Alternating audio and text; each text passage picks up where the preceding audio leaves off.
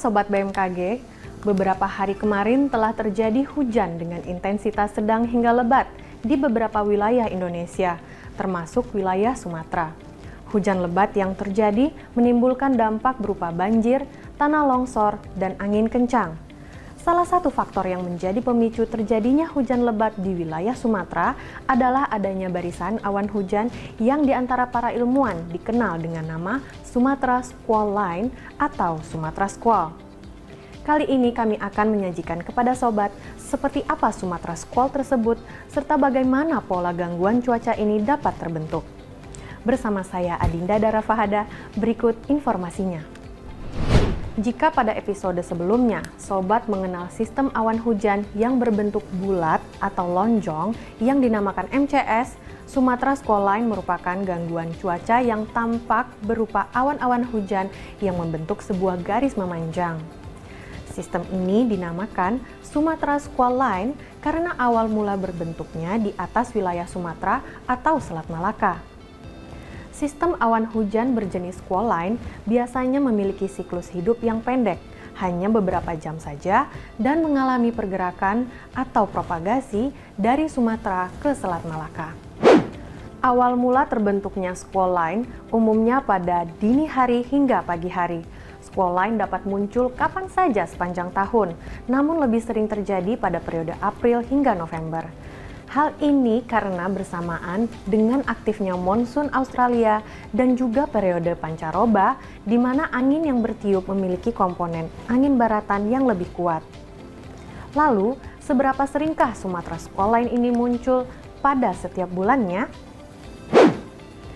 Sebuah penelitian menyebutkan bahwa secara statistik, pada musim pancaroba yaitu April, Mei, dan Oktober-November, Sumatra Squall Line rata-rata terjadi 7 kali dalam sebulan.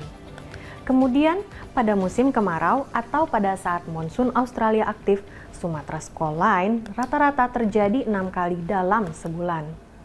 Setelah itu, sedangkan pada musim hujan atau saat monsun Asia aktif, Squall Line rata-rata terjadi hanya 2 kali dalam sebulan. Faktor-faktor apa sajakah yang mempengaruhi Sumatra Squall ini menjadi jarang atau sering terbentuk? Yang pertama adalah faktor ENSO atau apakah wilayah Indonesia sedang dalam fase El Nino atau La Nina.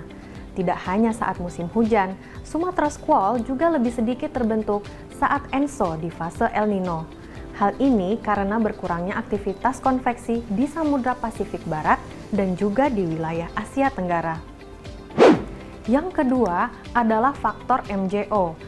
Meski MJO tidak berdampak pada peningkatan frekuensi atau tingkat keseringan terbentuknya Sumatra Squall, namun jika MJO sedang aktif, maka dapat meningkatkan intensitas Sumatra Squall yang terbentuk.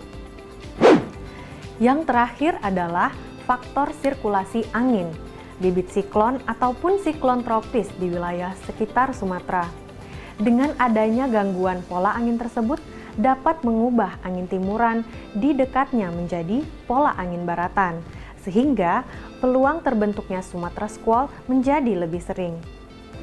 Selanjutnya, mari kita simak bagaimana Sumatra Squall Line ini dapat terbentuk.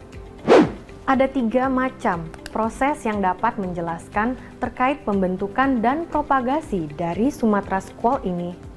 Pertama, adalah proses pemanasan dan hangatnya suhu muka laut di perairan Selat Malaka.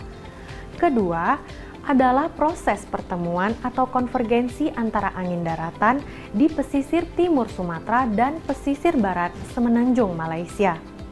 Ketiga, adalah adanya gangguan gelombang atmosfer karena topografi pegunungan atau disebut mountain wave yang berasal dari sisi timur Bukit Barisan.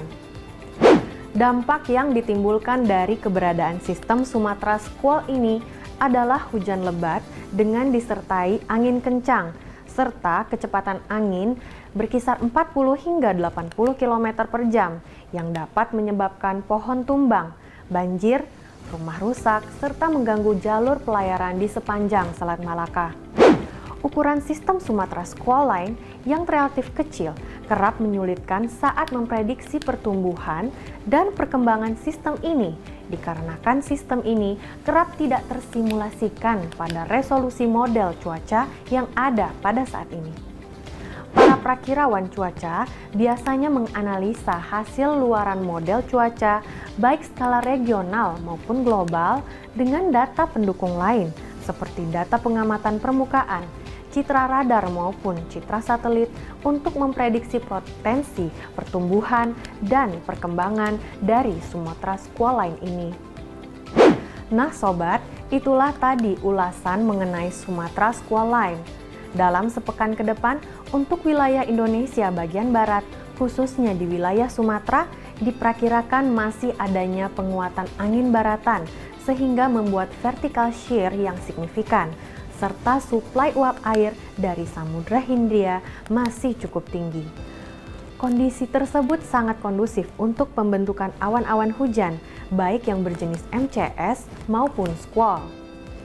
Berikutnya kami sajikan prospek cuaca untuk sepekan ke depan.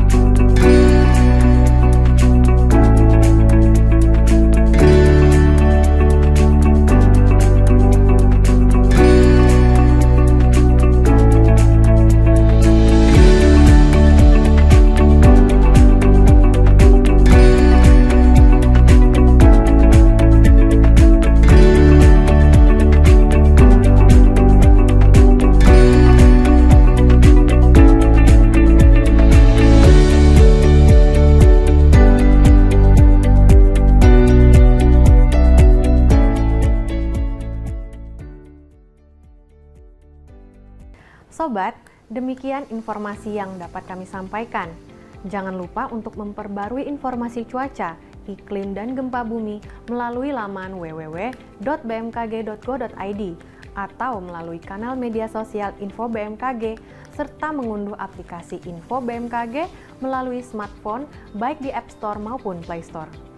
Sobat BMKG juga dapat menghubungi kami di call center 196. Terima kasih atas perhatian sobat semua. Mari kenali cuaca dan lingkungan agar terhindar dari ancaman bencana hidrometeorologi. Tetap patuhi protokol kesehatan dan pastikan sobat semua sudah divaksin. Salam sehat dan sampai jumpa.